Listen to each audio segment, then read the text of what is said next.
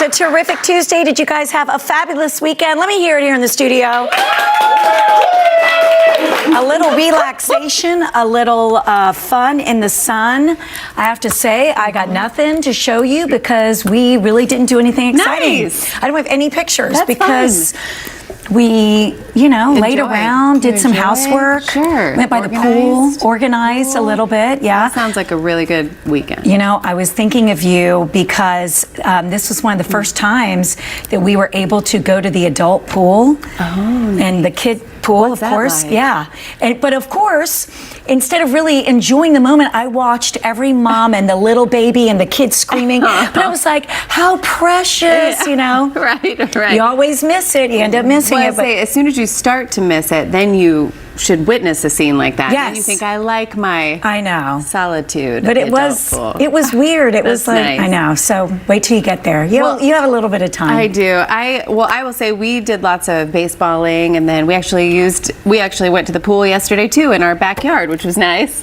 Because sometimes it just looks like a swamp, but it looks like a pool now. So that's good. And yeah, it's nice. We had lots of baseball, and it was fun and relaxing. Y'all were playing this weekend at Chastain, right? We played in a tournament, but it was actually at Morgan Falls, so it was right up the road. So that was nice. Oh, good. Sometimes they can be Canton. I know, kind of far. Because I was walking and I went to look and see, and when at that particular time, nobody was playing. Yeah. So I think there was a lady who said to me, she said she was leaning up against the fence. She said, "Are you the news lady?" And I was like, "Let's not call me news." You're like, I'm the fun lady. Yeah, like let's not criticize the other women who work so hard in news.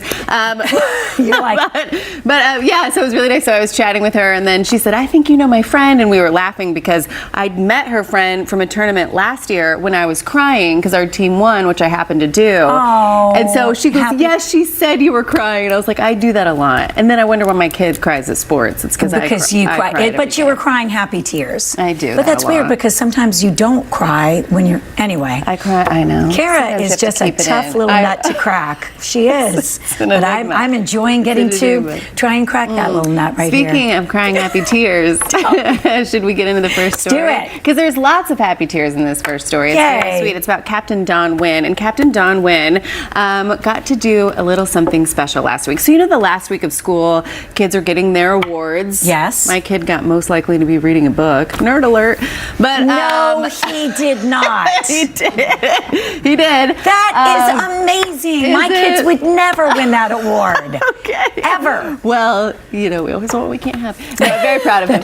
But anyway, so Captain Wynn was at her daughter's school, and she was at her daughter's school because she was going to give her a surprise because Captain Wynn had been deployed in Kuwait for the previous year. In London, her daughter and her 4-year-old son had no idea that she was coming, and just tears of joy and happiness, and you see that sweet embrace. And here's what Captain Wynn had to say about this moment. Oh my gosh. With any service member, there's so many milestones while you're on deployment that you miss. And so I know this was a special moment for her because she received, awards, especially a special moment for me and for our family that I got an opportunity to see it because I missed so much throughout the last year. It's really sweet. She was saying, that she relied on her military training to get through it because she felt so emotional, and I think that's something we can all relate to. And then her 4-year-old son there too, just embracing their mama. Look at that hug. I know. And I know the sacrifices that they make, and to have that moment to be able to witness and share in that with her, it just I know was so impactful because we take for granted the day in and day out small victories that we get to have with them, like reading 20 books a year like James does, or a weekend. Yes. One of those. Yeah. Very sweet moment. Well, should we do this last story really quickly? Okay. This one's really sweet too. So this is about a father at an elementary school who has a small sign, but his mission is huge because he's been holding this sign outside his children's elementary school that just simply says, "Choose kindness always." And he's been standing out there for weeks because he says it's so important for kids, if they're having a bad day, teachers having a bad day, to glance over, look at that sign, and be reminded that it's the little things that make such a big difference. Here is what another parent at the school had to say, then followed by Steve. They have a hard day sometimes, so if they see something positive, it's good for them. Being kind, you can never make a mistake doing that. It's always the right choice. I love that. Always. Just an idea that he had that he has, you know, taken to the next level and has inspired people at his school and obviously gotten other people to join him. So thank you, Steve.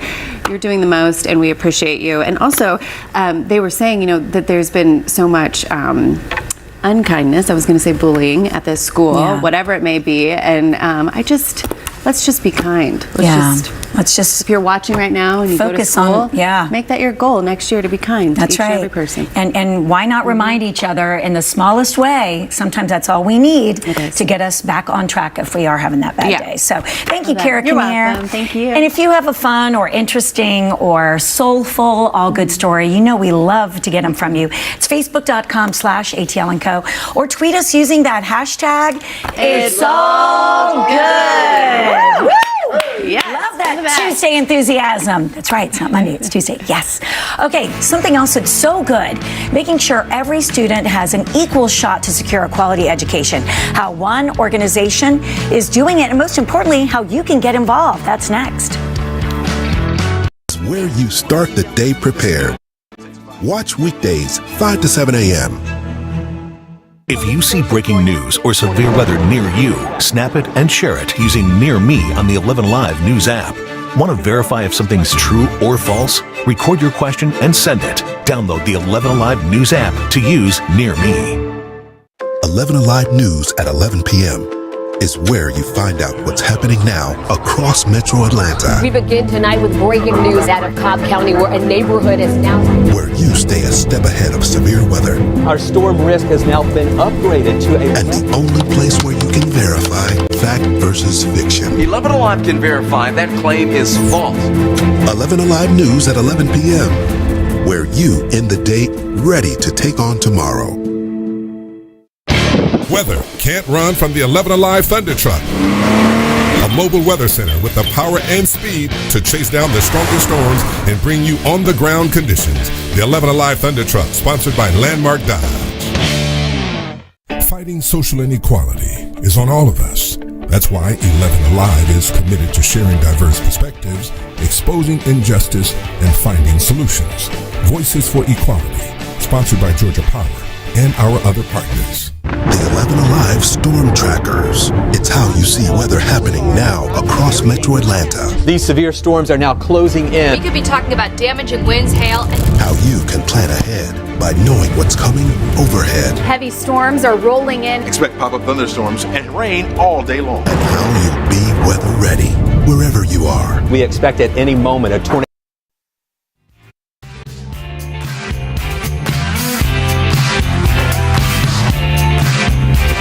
Education should be a right, not a privilege. It's a statement often echoed from teachers to policymakers.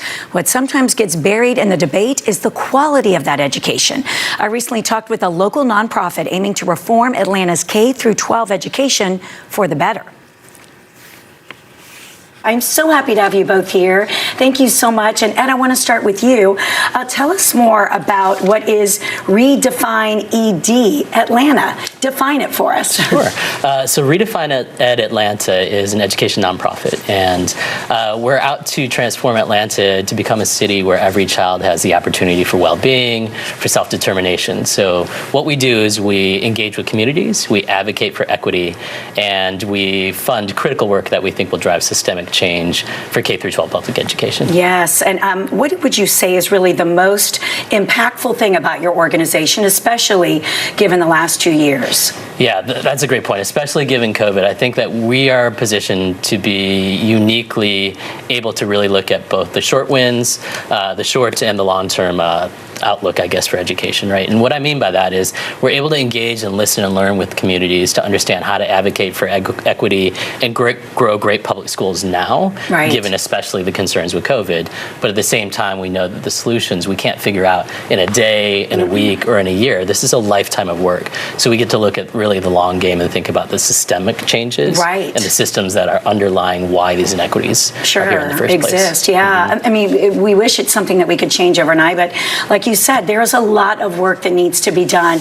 And what would you say sets you apart from other educational programs out there? Yeah, I think that we do a couple things. Like, one, we're able to do both like programmatic work. We engage with communities, we listen and learn, and oftentimes our families are the ones who usually don't have a seat at the table, right? And so we're able to listen and learn from them. What are the actual needs? What are the challenges that families are facing today, especially given COVID?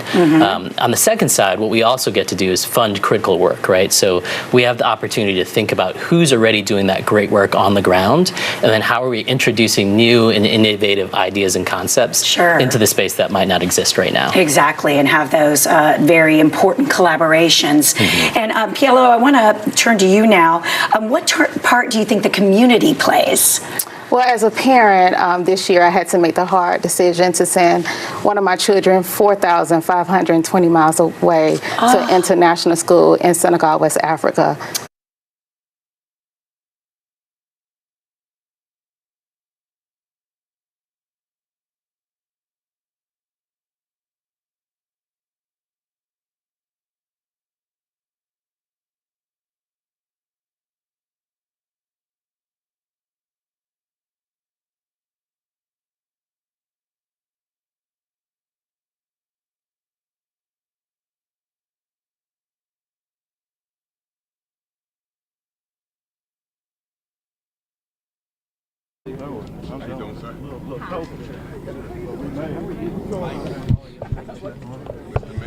Good to see you again, sir. Good morning again, sir.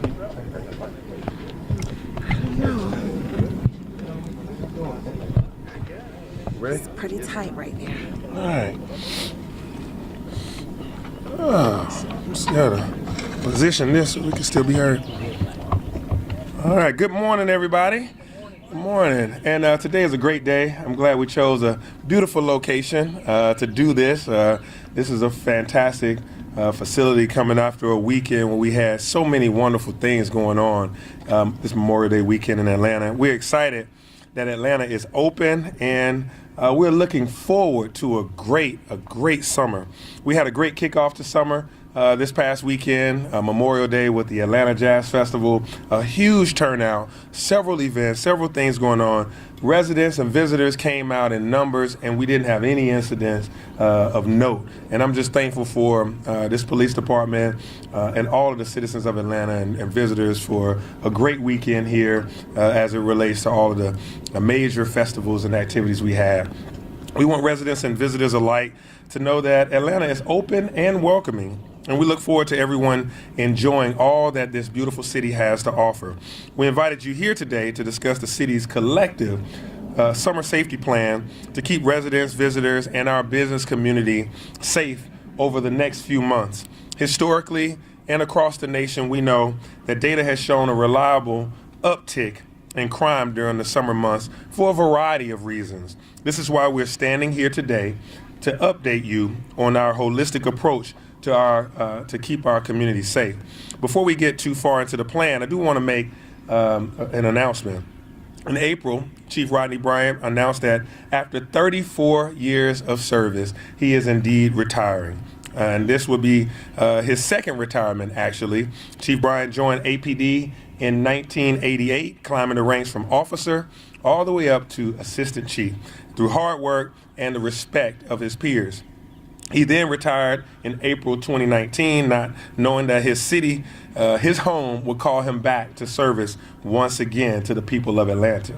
Chief Bryant took the helm of APD in the midst of a pandemic and social unrest in June of 2020, and has served the people of Atlanta well in one of the most historically challenging times in our nation's history.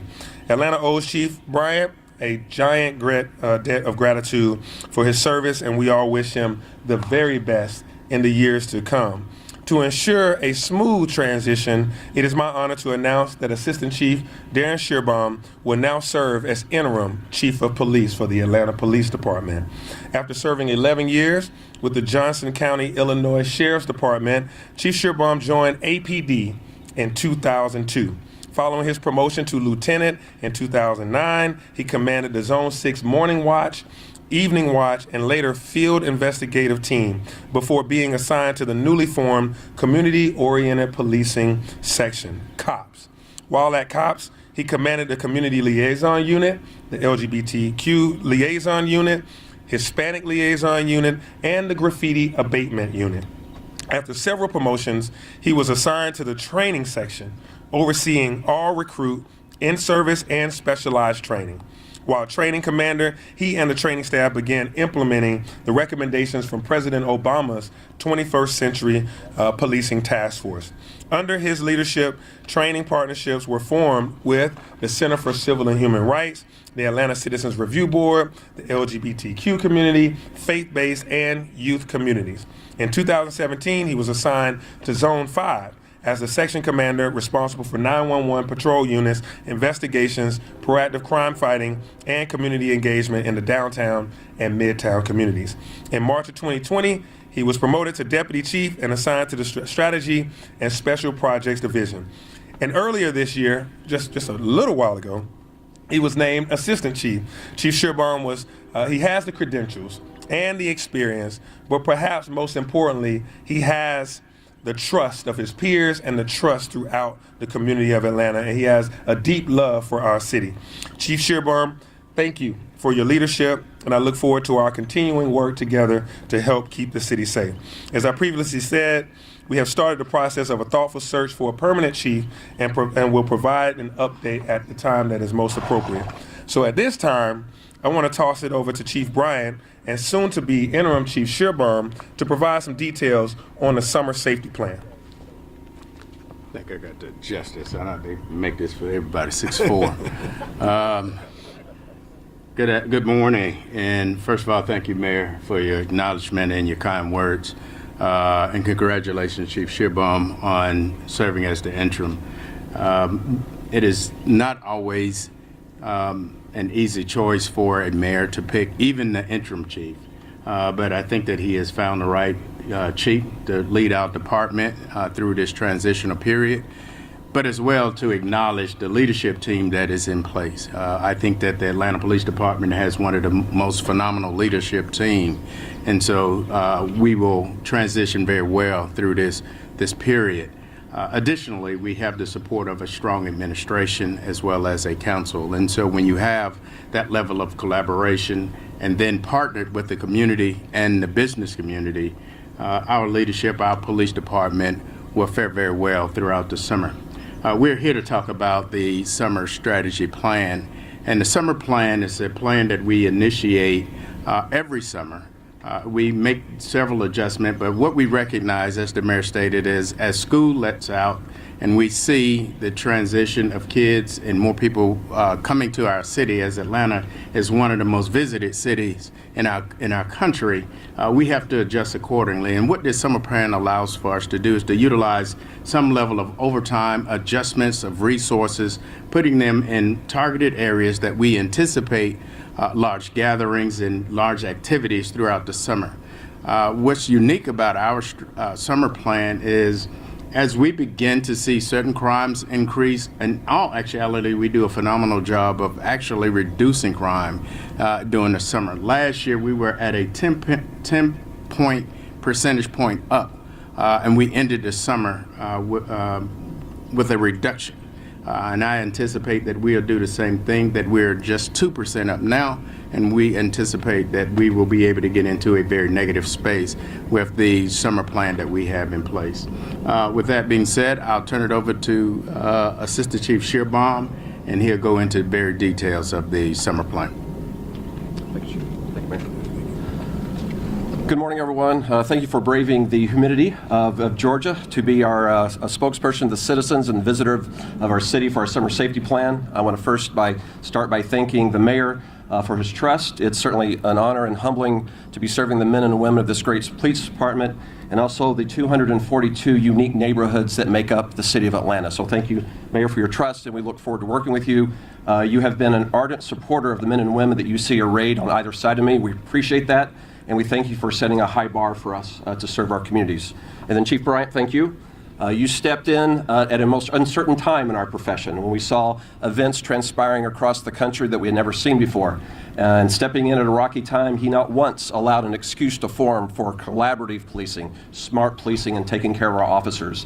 And it is on that foundation of the police department that we move into our next phase, and we'll be introducing our summer plan today, which has some of the best talents of the police department worked into it, but collaboration of the community, which is necessary for safe and livable neighborhoods, and we're excited to be able to roll that plan out today. As we have done so far this year, and will continue to do, is focusing smartly on the areas and the people that are contributing to crime in this city. So our stratified policing model will be at play. We'll be in the right areas, addressing the right individuals that are committing crimes that may try to take advantage of the vibrancy that occurs in Atlanta during the summer. So you will continue to see that smart deployment of resources. But this plan is not set in stone. It will be adaptive throughout the summer to ensure that we move as we need to be able to fight crime. You will certainly see the men and women that are here on horses, on bikes, and on motorcycles very present, not only today in this park, but our parks throughout the summer in the city. As individuals come to our parks, we know that's where we celebrate our birthdays, our anniversaries, all those events that are key to us as city residents. And so these officers here will be out. We've changed their hours, we've changed their deployment, and they will be ensuring that those great events and festivities that we celebrate in our parks will continue in a safe manner. I also want to introduce one of our fine officers here that represents the expansion of the Zone 1 bike unit. If you've been watching our social media, and I hope you do, you will notice that we are adding additional bike officers to key areas of the city. Not only is it an effective crime-fighting tool, it is also the best way that we have to join partnerships with the community, meeting the neighbors, meeting the business owners. So we're glad to say that the Zone 1 bike unit will be rolled out. You'll see them on Martin Luther King Drive, Joseph Boone Boulevard, as well as the Joseph E. Lowry corridor. When you see our bike officers, stop them, talk to them. You are an important way for us to deliver safe neighborhoods. We are a police department that fights crime with basketballs, baseballs, soccer balls, and one-on-one mentoring. And that is our PAL Centers, the Police Athletic League. And this year we will see those programs expanded throughout the summer. We ask if you have anyone that you would like to see enroll in those programs, please reach out to us. We still have space available in those programs. And to support the Mayor's Summer Youth Initiative, we have hired 15 mentors that will be present in our youth centers, doing twofold, being able to connect those individuals to their city and working in our department, and also ensuring that the youth that come to us throughout the summer have a connection back. So we're excited about that, Mr. Mayor, and thank you for including us in that initiative. You have seen us highlight on our social media again a number of successes recently. We found a 73-year-old Alzheimer's patient that had wandered from home in the dark of night. We were able to stop armed robbery perpetrators before they could get very far in the city, all because of our camera network. And we have a program that is the 21st century version of a neighborhood watch, and that is Connect Atlanta. And so we ask that if you are a business owner, if you own a residential property in the city, that you are integrating your cameras, that you're going to connectatlanta.org and you're joining our cameras. That allows every one of our officers and investigators to have real-time, quick access to license plate readers and cameras to quickly apprehend individuals or find our most vulnerable citizens who need us at that time. If you're a resident and you want to participate, register your cameras. You will know that if you register, we will have the ability to know that you want to be involved in the safety of your neighborhood. And if we have to reach out to you to look for a small lost child, an Alzheimer's patient, an individual that is committing crimes in your neighborhood, your cameras will allow our investigators and our officers to move much more quickly in that area. Crime prevention is always key at what we do. Many of the crimes we see in the city, if we properly educate around, we have the ability to prevent those crimes. Clean Car Campaign continues to be at the center of what we ask in crime prevention. Many people come to our city to take advantage of soccer games and football games, our festivals. And when they drive, we ask they come into our city and clean those cars out, remove any weapons. If you choose to have a weapon, be smart, secure those weapons so they cannot be taken from those vehicles and be used in any other area. And then finally, we're going to be joining with our federal partners, our state partners, and our county partners for 100 Days of Heat. That is a highway enforcement of aggressive traffic. That's where our officers will be working from Memorial Day to Labor Day with their state partners and our county partners, removing drunk drivers from the roadway, aggressive drivers. When you see acts of violence on our highways, this is one of our key ways that the Atlanta Police Department is saying no to crime on our highways. So what I've gone over today is just a small portion of what we will be at play. But I want to assure you this. We have a strong executive team, which is to my right. that works collaboratively each and every day to ensure that we're engaged in the communities, that crime fighting doesn't slack, that community engagement and trust building doesn't slack, and the care of these great officers you see doesn't slack. While I may have the title of interim chief, there is no interim to smart crime fighting, community engagement, and the care of our officers. And I want to speak to our officers for just a moment, Mr. Mayor, if I can, before we move on. We're the largest police department in the state. Our officers will arrest more, investigate more, collaborate more, care more, problem solving more than any other police department in the state of Georgia. And I'm proud to stand beside them. And there are a lot of agencies that want these talented men and women, and we have to work hard to keep them, because the 242 neighborhoods of this city deserve these women and men who step away from their families and come to work every day to protect our city. So whether you ride a bike, you're on a motorcycle, or you're a horse, thank you. Whatever zone you serve in, wherever you investigate, wherever you're at, my hat is off to you for serving the city. And it's my privilege to be your interim chief and to see you all succeed, and thank you for serving our city. Thank you, Mr. Ray. Thank you. Thank you for that. And I echo those exact same sentiments, especially over this weekend where a number of officers gave overtime, committed a lot of time over the last 3 days. So I just thank the entire force for that great demonstration of care for our community members and our visitors and our neighbors that all decided to come to Atlanta, as they do every weekend, but definitely this past weekend of Memorial Day. So as you've heard, the extensive summer plan that we have, we also have some other things. The administration's efforts are also taking a holistic approach to combine our efforts with the Atlanta Police Department. Just last week, many of you joined me for an update on our Light Up the Night initiative, where we lit up, where we're going to have 10,000 new street lights across the city.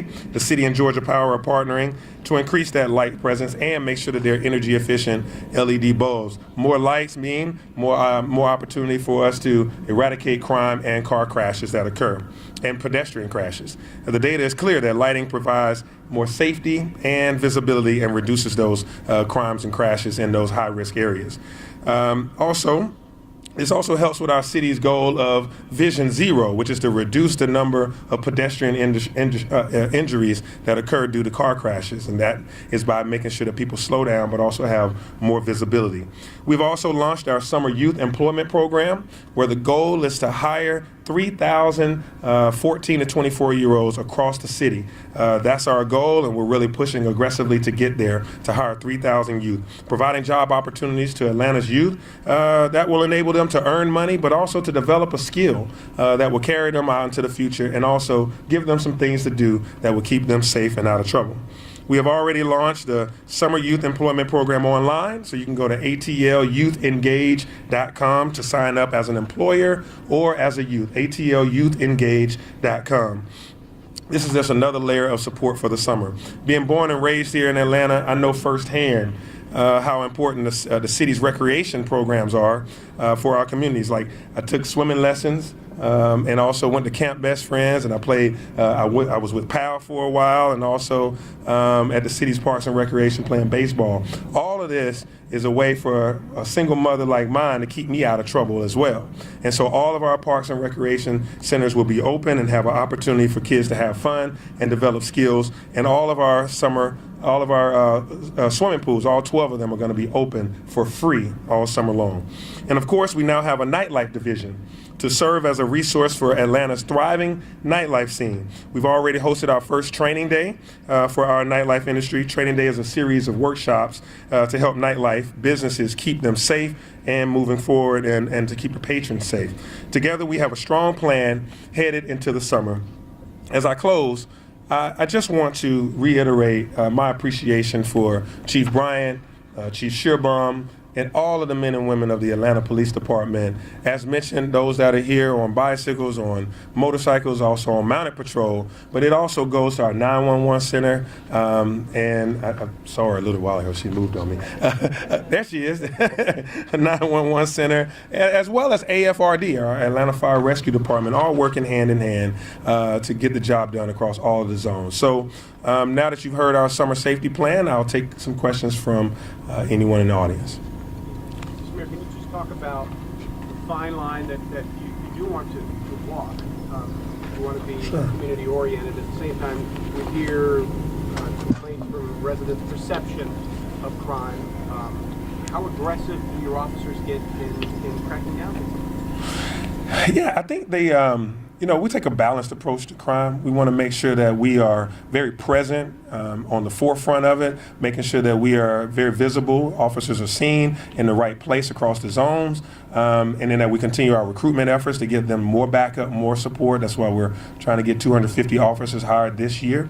And also, but being very clear that once you've been arrested, that we go through the rest of the criminal justice process that includes the DA, judges, parole officers, and the like, to make sure that individuals that want to be career criminals and repeat offenders, that we have some strong sentencing and structures for them, that they don't get back out and recommit and reoffend weeks later. As I've gone around to every zone and every roll call across this city, one of the most frustrating things to an officer is to arrest an individual over and over and over again, which is why we stood up the Repeat Offenders Tracking Unit, which is a collaborative effort between APD, the DA's office, the sheriff's office, and all the like, GBI and everybody, to be able to say, listen, these repeat offenders, we want to make sure that we crack down on them. So we're being aggressive in that regard, but also you see these individuals, they are out in the community, and they definitely have a community-based strategy and being conversant with community members, talking with business owners, talking to folks walking on the trails, the belt lines, and across our city. Can you talk about the timeline for a national search for a new police chief, and how many people have applied so far? When did that get underway, and how many people have applied? Yeah, I don't know how many people have officially applied, but my LinkedIn just seems to have chiefs all in them. Individuals that are deputy chiefs or majors all across the region and across the nation have reached out and expressed their interest. And so this process is going to be one that's going to be thoughtful. It's going to take some time. Big shoes to fill, big department to operate. And that's why I'm glad that we have our new interim chief, Shearbaum, here that can handle everything as we go through this process. But, I'm hoping that, we look at around a October, September date as the latest to have someone seated. I definitely want to make sure that this year we close out with having us a new chief. For the interim chief, what's the number one issue that you want to tackle as interim chief right now? So I think the success is hand in hand on the two parts of it. We want the citizens of this city to look at their police force and see what I see: a committed, constitutional, compassionate, and competent police force, that they see who was out working for them. And that leads to safer neighborhoods. So my goal is the safer neighborhoods, that we are building trust with the neighborhoods we go. We've got to continue on what we're doing, removing guns. Guns in the hands of the Atlanta Police Department is a gun not used in a robbery or an aggravated assault or a homicide in this city. Crime fighting and building the trust of the community with the men and women of what I see, and growing the department. This question is for perhaps the interim chief or the mayor's office. Do you have a comment, or can you talk about what happened at the West Side Youth Center on Friday, the vandalism that happened there, and what's the investigation like right now? Certainly, and we would ask that you all please continue to highlight the $25,000 reward that's been offered through Crime Stoppers. We had two individuals that delivered a device to that facility that started a fire. That is currently under investigation by the Atlanta Fire Rescue, the FBI, and then supported by the Atlanta Police Department. We know there's individuals that has information, and we appreciate those that have come forward so far. And we ask that you continue to call, give us your information, and we look forward to an arrest being made in that incident. What type of device was it? We'll let our investigative entity reveal that when they have more information. Do you think this is connected to the Cop City protest? You know what the motive is, the investigators will let us know. But whoever would go into a neighborhood and attack a youth center that is supporting everything that has been spoken of by the mayor today, supported by this department, of using creative, innovative ideas so a crime never occurs, never appears on a weekly crime report. I don't know what kind of person does that. And so I don't think there's a right motivation to attach to that. It's wrong. It's to be condemned, and we are going to arrest those individuals that did it. Thank you, everybody. All right. Oh, y'all not hot? Let's go. Thank you guys. I appreciate it. All right, thanks, Chief. Get some B-roll here. Great. Oh, well, yeah, I was about to. You guys. Thank you all. It's going to be so hard. You remember when it was on fire? Like, first week there, I caught like those You know, I was at your, like, I think I was at your place, and I was like, clerk, and then you came down, and I was like, you caught those